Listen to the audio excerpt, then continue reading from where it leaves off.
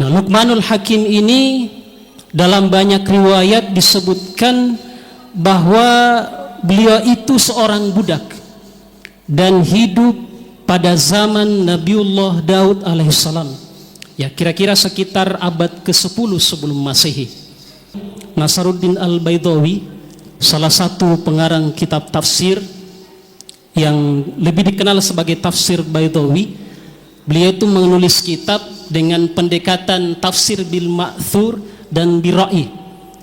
Nah, beliau meriwayatkan bahwasannya Luqmanul Hakim ini tadinya seorang budak yang kemudian dimerdekakan ataukah dibebaskan oleh majikannya.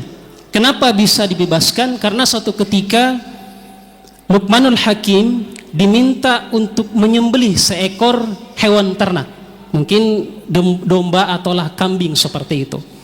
Pesannya sama majikan adalah, sembelihlah hewan tersebut, lalu ambilkan untukku manakah bagian yang terbaik dari hewan tersebut. Maka seketika Luqmanul Hakim kemudian menjalankan perintah tersebut. Setelah dia menyembelih hewan itu, lalu dibawakanlah bagian yang terbaik menurut Luqmanul Hakim pada hewan tersebut. Apa bagian yang terbaik itu? Yakni lidah dan hatinya. Dan ketika diperhadapkan kepada majikannya, kemudian bertanyalah majikannya, apakah memang ini yang terbaik dari organ tubuh yang dimiliki oleh hewan tersebut?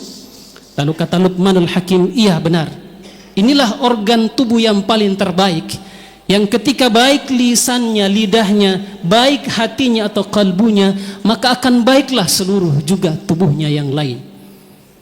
Di lain kesempatan, Luqmanul Hakim juga kemudian diminta lagi oleh majikannya, sembelihlah hewan ternak ini, lalu bawakan kepadaku manakah bagian yang terburuk daripada hewan ternak tersebut. Maka Luqmanul Hakim kemudian menjalankan perintah majikannya itu, menyembelih hewan ternaknya itu, lalu kembali membawakan dagingnya atau bagian yang terburuk dari hewan itu berupa lidah dan hatinya. Maka tambah heranlah sang majikan ini, bagaimana bisa di waktu yang bersamaan bahwa lidah bisa daging yang terbaik sekaligus daging yang terburuk, demikian juga dengan hati.